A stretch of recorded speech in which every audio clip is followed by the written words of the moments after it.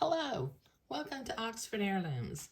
I've got this hem, tacked in place, and the scallops are just beautiful the way the 3 layers of fabric and shadows on top of the 1 layer of batiste. Okay, so now it's time to embroider little bees at the points of each one of the scallops. I'm going to use my sewing gauge and I'm going to make a little blue mark 1/2 of an inch above the top of each scallop. Just make a little blue dot 1/2 an inch above the top of each scallop.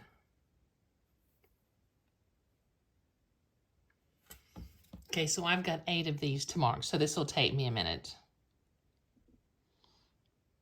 Okay, so I have all 8 of those marked. Now my smocking plate shows a diagram of a bee body with its little tail, and then in the smocking diagram itself, it shows the position of the little antenna and the little wings. Now what I have done was I have created myself a cheat sheet. Now I'll put this up as a slide in just a minute.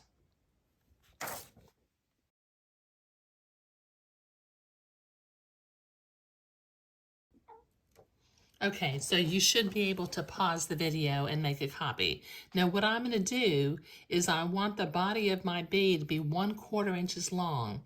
So I'm going to begin 1/8 of an inch to the right of the little blue dot and make 3 little running stitches, stop and make a French knot, and then come and make 3 more running stitches coming back, and then 1, 2, 3 little stitches to get the tail in.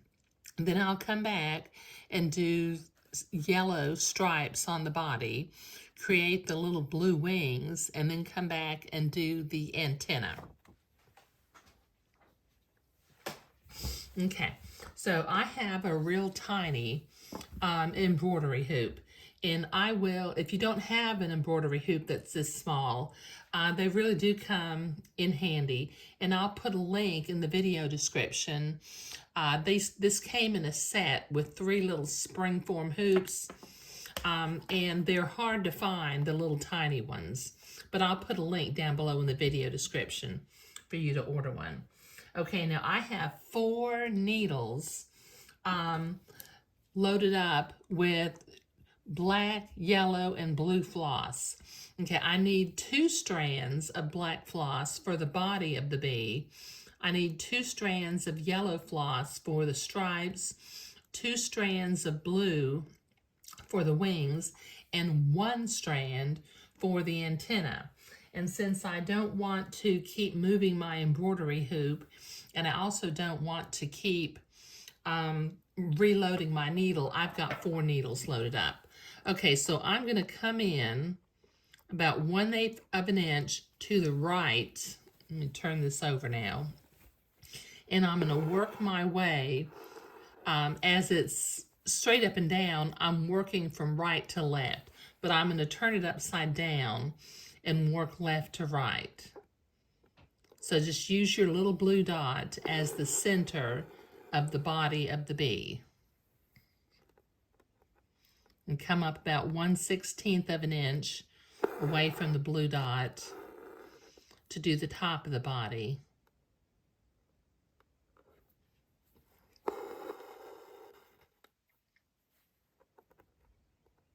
And don't get too, distraught about these stitches, because mainly what we're making is a little black blob for the body of the bumblebee. Okay, so now I've got my 3rd little running stitch. I'm going to stop here and do, well, it's my interpretation of a French knot. I just make 2 knots in the same place because I've had trouble with my French knots coming unraveled before. So I just make 2 knots and it looks like a French knot. Okay, so that's for the head of the bee. Now I'm going to turn my fabric right side up again and start working, going back the other direction. I got to go back in from my French knot and then come back in 1/8 of an inch to the left of the little blue dot and begin working my way coming back the other direction with some running stitches.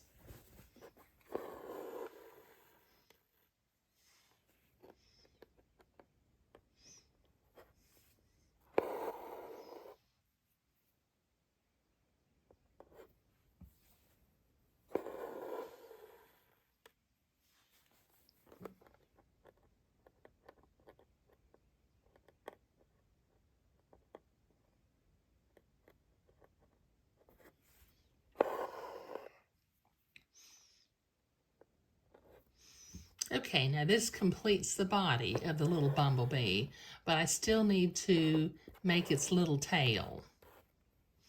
So I'm going to come back in and kind of at an angle coming up, because we've been parallel to the hem of the dress. So I'm going to kind of go up at an angle and do 3 little stitches, angling up. There's the first one. Here's the second one. And here's the third one. Just make those little stitches about 1/8 of an inch and overlap them by about 1/16 of an inch. Okay, so that makes the little tail of the bee. Okay, I'm going to tie my thread off and I'm going to change to yellow thread.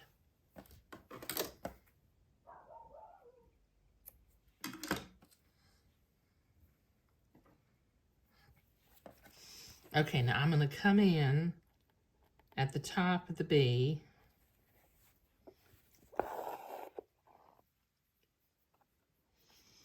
and do the first yellow stripe. Come back in at the top again and do the second little stripe. Now, doesn't that look cute?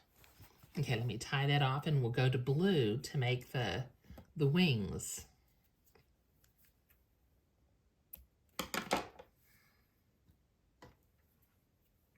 You can see why having 3 needles, you know, having 3 needles is helpful because you can just keep going. Okay, so this is a lazy daisy stitch.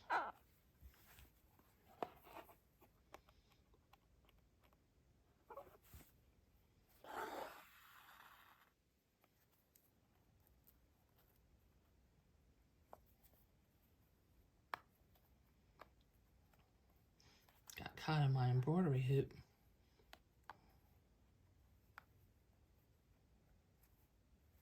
There we go. No, it's still caught on my embroidery hoop. There we go. Okay. Tag that lazy daisy stitch into place.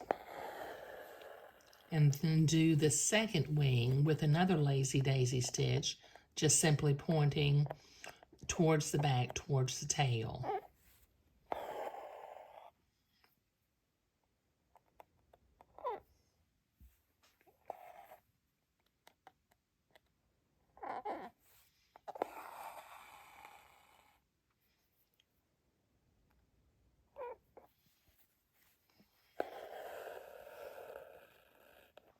Okay, now this, like I said, this is very similar to what we smocked up on the neck of the bishop. Okay, so that finishes the blue thread.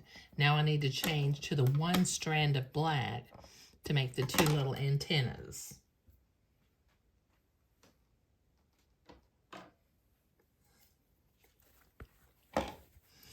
Okay, so come in near the head and do 1 and then a second antenna.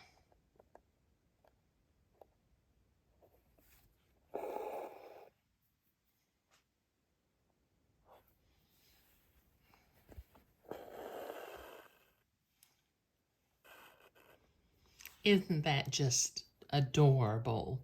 And we'll do this at each one of the little peaks. So this will take me a few minutes to get all 8 of them done.